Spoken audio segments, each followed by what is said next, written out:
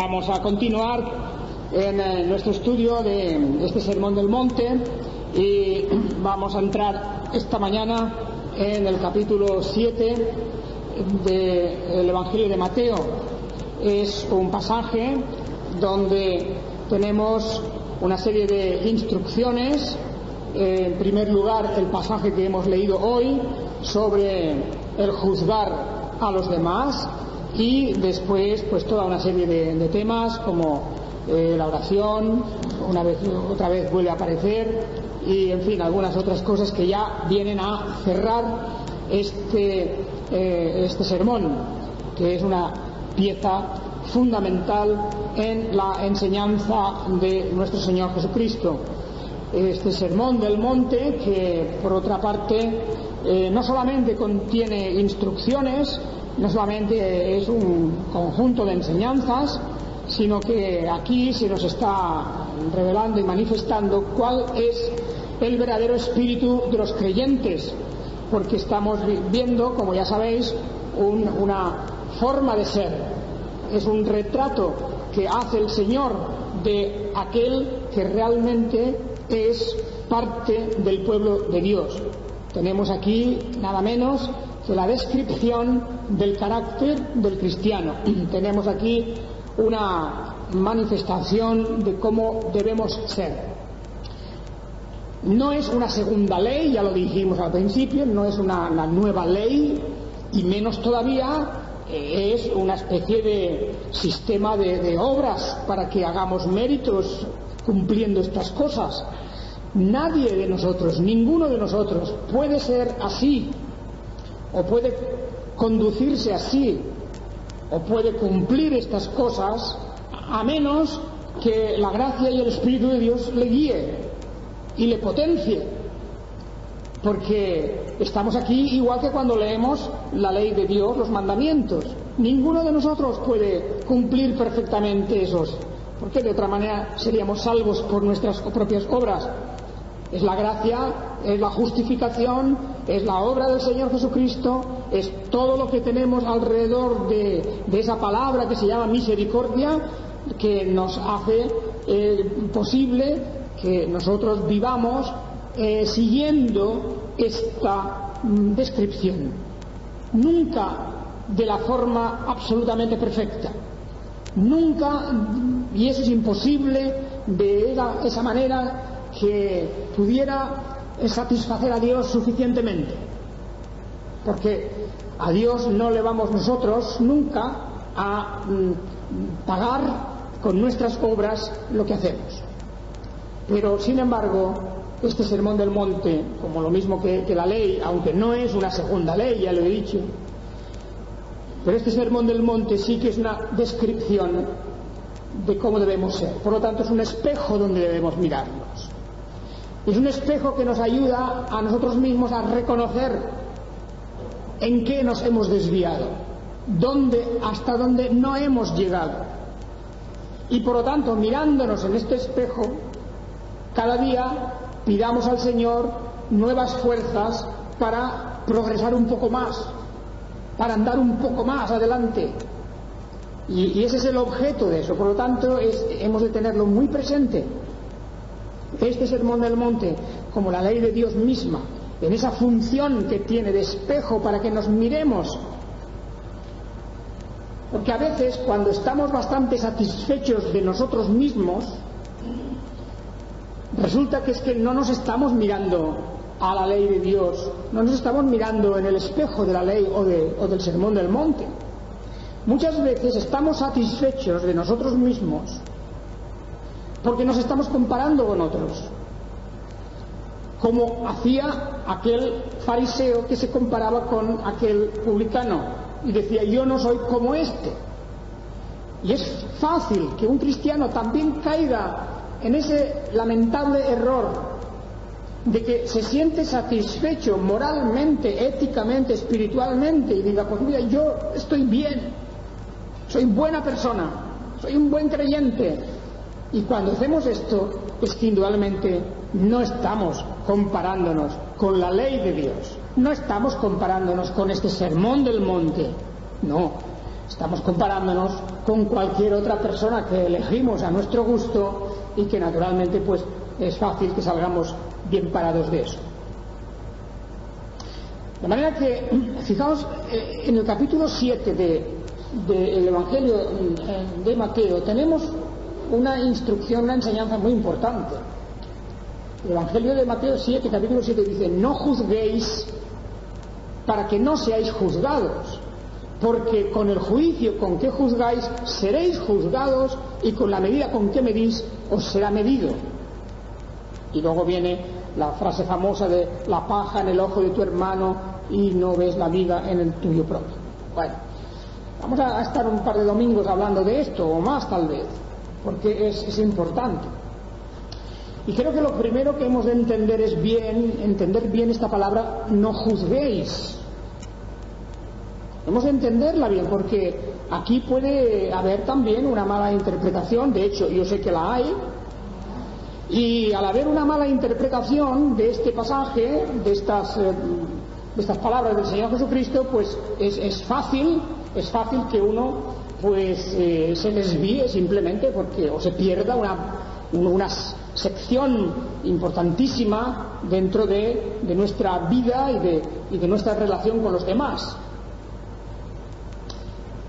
Si tomamos la palabra al pie de la letra, si tomamos tal cual de un sentido literal completamente, aquí podríamos entrar en la misma situación cuando muchas personas leen los mandamientos de la ley de Dios, y hay un mandamiento, por ejemplo, que dice no matarás. Hay muchas personas que en ese mandamiento, cuando dice no matarás, pues bueno, de ahí sacan todas las enseñanzas que quieran. Por supuesto, las personas que están en favor de abolir la pena de muerte, los que no quieren la pena de muerte, aunque no sean creyentes, dicen: mira, hay un mandamiento que dice no matarás, por lo tanto la pena de muerte no se puede hacer. Y de ahí, de esa frase, de ese mandamiento, pues sacan otras conclusiones parecidas. Sin embargo, nosotros cuando leemos la Biblia bien, nos damos cuenta de que el mandamiento que dice no matarás no se refiere al tema de la pena de muerte, porque en el mismo Antiguo Testamento, el mismo Dios que dice no matarás, en muchos otros lugares el mismo Dios, o en las leyes que Él deja escritas, manda que ciertos delitos, ciertas transgresiones se paguen con la muerte. Y ya sabemos que eso estaba escrito en la ley, ¿verdad? Y que de hecho en el Antiguo Testamento existía la pena de muerte. En Israel existía, por muchos motivos. Bueno, motivos que hoy día nos echaríamos las manos a la cabeza, ¿verdad? Porque los motivos por los que había pena de muerte en Israel, y era, digamos, no me refiero a la pena de muerte directamente ejecutada por Dios en un juicio rápido como el de Acán, por ejemplo. No, me refiero a lo que estaba legislado, a las leyes. Pues ciertas formas de conducta tenían una pena de muerte clarísima. Incluso la rebeldía continuada de los hijos contra los padres tenía como pena la muerte. El adulterio tenía como pena la muerte, y otros muchos actos, no pocos, sino varios. La transgresión del día de reposo, por ejemplo. La transgresión del día de reposo era un acto con el que la legislación, la misma ley donde dice no matarás, sin embargo, cuando llega a la transgresión del día de reposo dice que tiene que ser apedreado hasta la muerte. De manera que fijaos que al interpretar la Biblia hemos de tener en cuenta las cosas en su dimensión. Cuando dice no matarás, no se refiere a eso, no se refiere a todas las formas. No, quiere decir no cometerás un asesinato. Eso es lo que quiere decir ese mandamiento. No cometerás un asesinato. No matarás a tu prójimo por odio o por robarle. no matarás a tu prójimo de esa manera, lo que llamamos o llamaríamos hoy no cometerás un asesinato, de manera que incluso la buena traducción de no matarás tendría que ser no asesinarás. Eso es lo que quiere decir ese mandamiento. Porque, por ejemplo, el Señor envió a su pueblo Israel, lo envió para exterminar naciones del pueblo de Canaán, y mataron de una manera verdaderamente a veces para nosotros inconcebible el exterminio que se produjo allí por orden de Dios mismo. En esa historia, como también por supuesto la defensa propia, cuando una persona por defensa propia tiene que matar, pues bien, no incurre en transgresión. Así que todo esto lo digo para que veáis que, en un ejemplo, que la palabra no matarás la hemos de tomar en un sentido muy cualificado, la hemos de entender pues dentro de su contexto, de lo que la misma Biblia luego nos va explicando, ¿verdad? Y no, como muchas personas dicen, es que la Biblia dice no matarás, por lo tanto toda forma, acción, todas clase o toda razón de matar está excluida, y no es así. Lo mismo cuando llegamos a la palabra no juzguéis. Si tomamos esta palabra al pie de la letra, si la entendemos en un sentido absoluto, no juzguéis. ¿Y qué entendemos por juzgar? Pues valorar las acciones, la conducta de otros y valorarlos conforme a unas normas. Entonces podemos preguntarnos, ¿no se puede juzgar? Si no podemos juzgar, entonces no podemos nunca en la Iglesia, por ejemplo, no podemos tener ningún acto de disciplina en la Iglesia tampoco. Claro, porque la disciplina en la Iglesia supone que tiene que haber un juicio.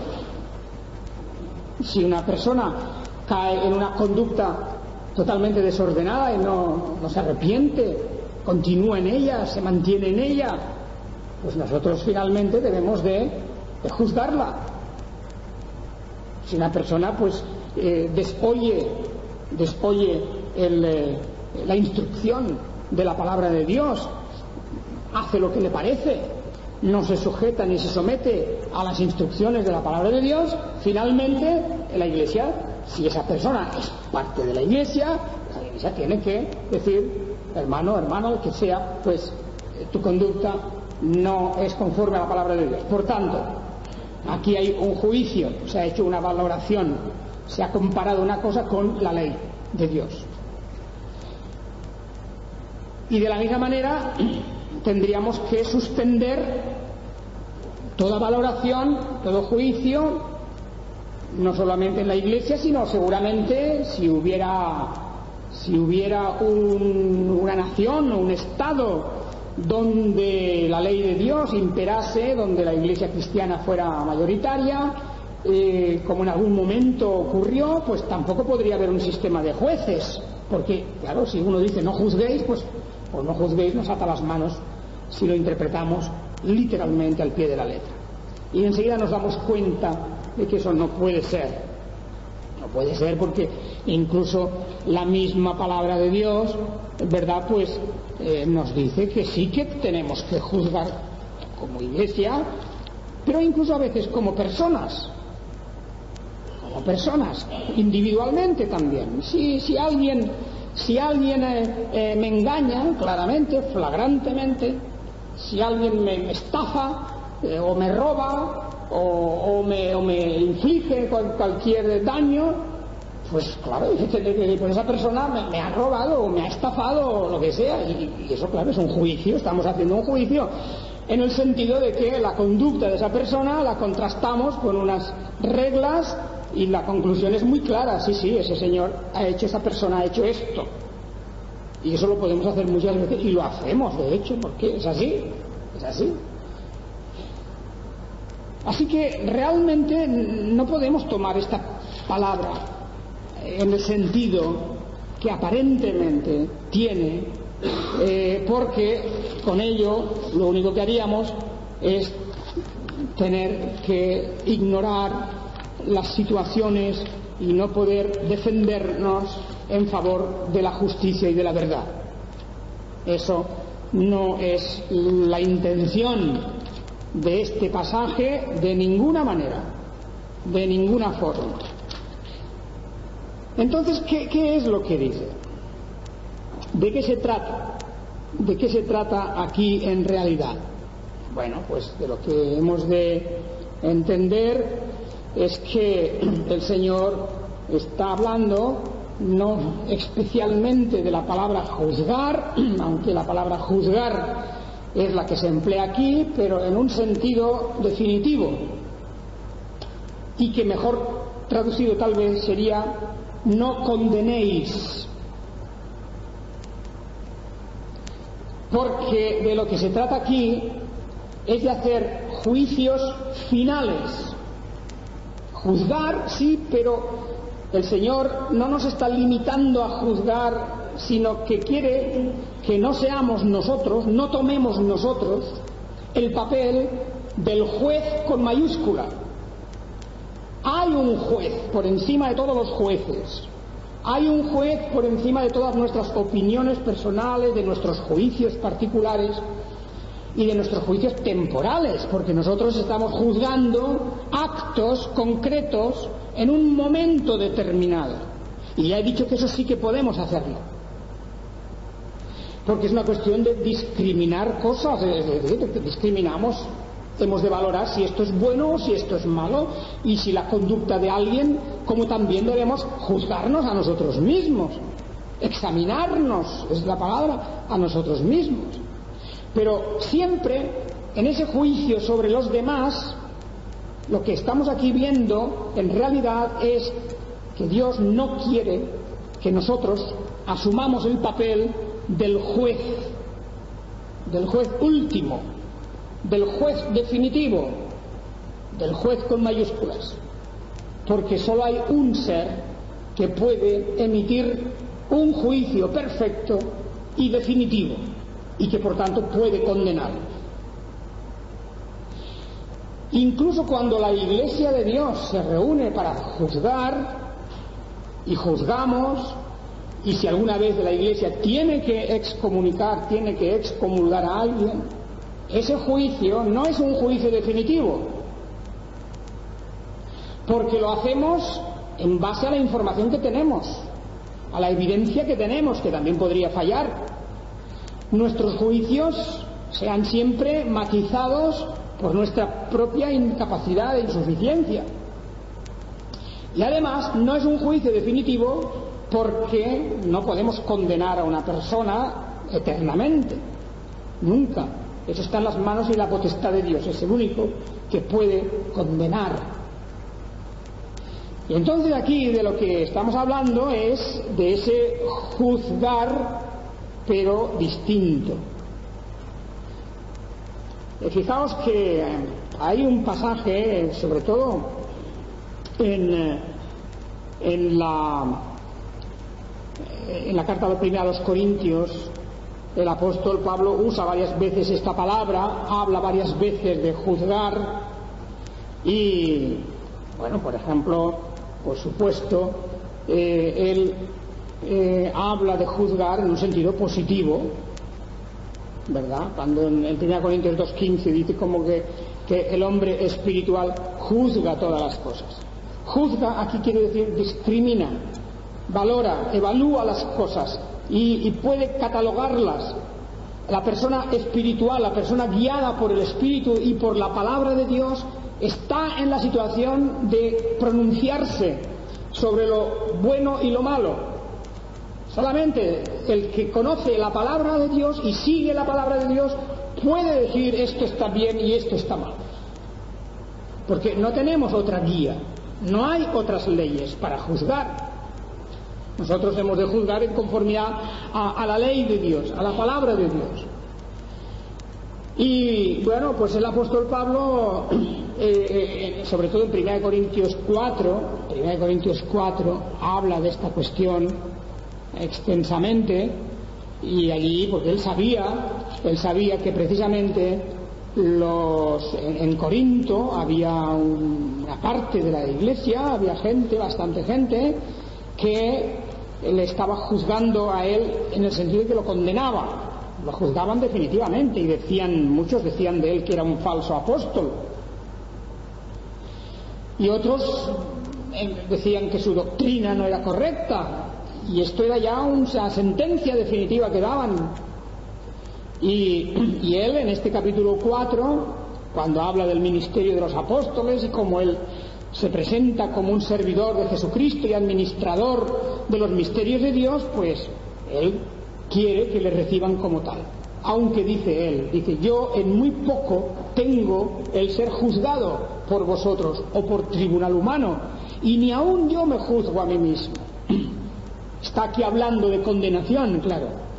No es que desprecie a los hermanos de Corinto, porque dice yo mismo tampoco me juzgo. ¿En qué sentido? De que no se condena a sí mismo, porque él está esperando solamente el juicio de Dios. Por eso dice el versículo 5, así que no juzguéis nada antes de tiempo. No juzguéis nada antes de tiempo hasta que venga el Señor, el cual aclarará también lo oculto de las tinieblas y manifestará las intenciones de los corazones, y entonces cada uno recibirá su alabanza de Dios. Porque claro, aquí no se trata solo de juzgar. Para hacer un juicio definitivo no solamente son los actos, es que hay que juzgar también las intenciones del corazón. ¿Y eso cómo lo podemos hacer nosotros? No podemos. Por lo tanto, nuestros juicios siempre han de ser provisionales, dentro de que podemos y debemos juzgar ciertas cosas en el sentido de evaluarlas y de discriminar si está bien o si está mal. Dentro de eso, pensemos que nuestros juicios siempre son provisionales. No podemos jamás condenar. No está en nuestra facultad, porque entre otras cosas no conocemos el pensamiento, las intenciones del corazón, y a veces ni siquiera conocemos todos los hechos de una situación, de una historia cualquiera, de un conflicto. No los conocemos muchas veces, se nos escapa incluso la información elemental a veces. Por lo tanto, aquí de lo que se nos está dando cuenta en el capítulo 7 es de que nos andemos con mucho cuidado en cuanto a los juicios definitivos. Pero en eso también entra una cuestión al mismo tiempo subsidiaria, y es el espíritu de juzgar a todo el mundo. Hay muchas personas así, que siempre están juzgando a todos. Un espíritu hipercrítico, criticando, juzgando. Eso sí que es terrible, porque esas personas, las que tienen ese carácter, y eso es un rasgo de un carácter de muchas personas, que fácilmente están juzgando, pero además como la sentencia final. Hemos hablado antes del fariseo y el publicano. ¿Os acordáis la historia del fariseo y el publicano? Dos hombres, uno fariseo y otro publicano, fueron a orar al templo. Y el fariseo daba gracias a Dios diciendo: Señor, te doy gracias porque soy justo, porque hago buenas obras, porque soy una buena persona, etcétera, y hablaba de sí mismo, no más que alabándose a él, y luego dice: y además no soy como ese. Ahí estaba juzgando, porque ni lo conocería, ni probablemente lo conocía, pero sabía que era un publicano, sabía que era uno que se había prestado a colaborar con los romanos para recoger tributos y tal y cual, y este era una persona abominable. Y ya lo había catalogado, a esa persona, y por lo tanto decían: no, esta persona es un publicano. que fácilmente nosotros podemos incurrir en lo mismo de esta clase de juicios sobre formas o clases de personas o grupos, ya sea por razones de todo tipo, culturales, raciales, religiosas, de costumbres. A veces se critica y se juzga a una persona pues por su manera de vestir, por si hace esto o hace lo otro, y ese espíritu de condena, ese espíritu de, no de juicio en un sentido de, como he dicho antes, de un juicio justo, sino del espíritu de juzgar y condenar al que nos parece, eso provoca inmediatamente una reacción que se nos dice a continuación, y es que a nosotros también se nos juzgará con ese mismo espíritu. Es decir, no nos esperemos por tanto misericordia, porque no la hemos tenido tampoco, al dar nuestro juicio de condenación sobre otra persona. Quiere decir, y eso es algo terrible, porque ese mismo juicio, ese mismo espíritu, esa misma injusticia para juzgar a otro, se va a volver contra nosotros mismos. Esa es la segunda parte de este texto, del versículo 2, cuando dice: porque con el juicio con que juzgáis seréis juzgados, y con la medida con que medís os será medido. Yo puedo deciros que en los 30 y tantos años que llevo en el ministerio y unos cuantos más conociendo en el mundo religioso, pues hemos de decir que lamentablemente hay muchas personas con ese espíritu. No todas, por supuesto, ni mucho menos, al contrario, hay personas también magníficas que más bien tratan de explicar de una manera honrosa otras la conducta de los demás. Pero abundan, no son pocos, ¿no? Abundan los que tienen ese espíritu de juicio en el sentido de condenar a los demás, condenando siempre.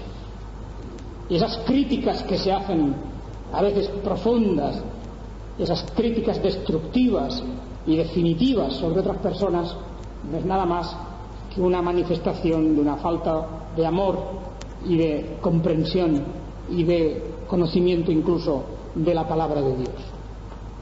Qué fácil es, por desgracia, caer en algo así. Y por eso el Señor nos dice aquí de una manera terminante, de una forma definitiva: no juzguéis, o sea, no condenéis. Otros juicios, ya he dicho que sí se pueden. Otros juicios, evidentemente, que sí, y el Señor hasta incluso nos dice: nosotros hemos de juzgar al mundo y a los ángeles. O sea, que en el sentido de que el cristiano redimido tiene algo importante que decir, eso sí, se nos va a poner en un tribunal. O incluso cosas como se manifiestan en las cartas apostólicas, pues fijaos en el hecho, el tema aquel que trata el apóstol Pablo en Primera de Corintios sobre el tema de las lenguas, cuando dice: los profetas hablen y los demás juzguen. Esa forma de juicio, sí, eso sí. Es más, vosotros cuando escucháis la predicación de la palabra de Dios, vosotros también tenéis que hacer un cierto juicio. O sea, juicio quiero decir aquí, tenéis que evaluar, tenéis que discriminar, tenéis que pensar. Claro, porque si no podría venir aquí cualquiera y desde este púlpito decir lo que sea, y si uno se abstiene y dice: pues bueno, diga lo que quiera, yo no opino. No solamente que hay que opinar, hay que juzgar, hay que discriminar. ¿Está bien o está mal? ¿Es conforme a la palabra o no es conforme a la palabra? Ese tipo de juicios sí. Esa clase de juicios sí. Y por eso el apóstol viene a decirles y viene a promover esta idea, ¿verdad?, de cómo deben hablar y los demás juzguen. Los demás juzguen. Pero al final, como habla el apóstol en la carta a Timoteo, en 2 Timoteo, Él es el Dios que juzgará a los vivos y a los muertos. Ese sentido de juzgar último y de condenar, por tanto, o de premiar. Claro, porque también hay otra cosa, que a veces los juicios no solo pueden ser de condenación, a veces podemos hacer un juicio muy favorable a una persona y nos podemos equivocar totalmente. Este sí que es bueno. Son estas personas que van por la vida diciendo, poniendo a un lado y a otro, este es bueno y este es malo, y van haciendo así una especie de juicio final. Es que no, es que es Dios quien va a juzgar de esa manera. Y nosotros tenemos que examinar, tenemos que aplicar esa norma discriminatoria. Hemos de decir las cosas por su nombre cuando son evidentes, eso sí, pero entender que el juicio definitivo es el que corresponde a Dios. Luego también, en otras cuestiones, hay cuestiones, como os acordáis en la carta a los Romanos, capítulo 14, donde por causa de la comida, había en las iglesias una contienda muy grande. Si se puede comer de todo, si no se puede comer carne, si esto, si lo otro. Ese tipo de juicios, eso es peligrosísimo. Como dice aquí, ¿tú quién eres que juzgas al criado ajeno? Que, en primer lugar, esa persona sobre la que tú estás opinando no es tu criado, no es tu servidor, tú no tienes nada de autoridad para juzgar a esa persona. ¿Por qué menosprecias a esa persona? Y por eso dice que el que come, que no menosprecie al que no come, y el que no come, que no juzgue al que come. Estas opiniones sobre estas cuestiones, eso también en las iglesias se extiende, puede ser terrible el espíritu de juicio que se puede introducir en algunos lugares, en algunas personas, sobre estas cosas. Y esto es el Señor cuando viene a decirnos, no juzguéis. Versículo 10, pero tú, ¿por qué juzgas a tu hermano? O tú también, ¿por qué menosprecias a tu hermano? Son paralelos. Ese juicio es un juicio de menosprecio, de condenación.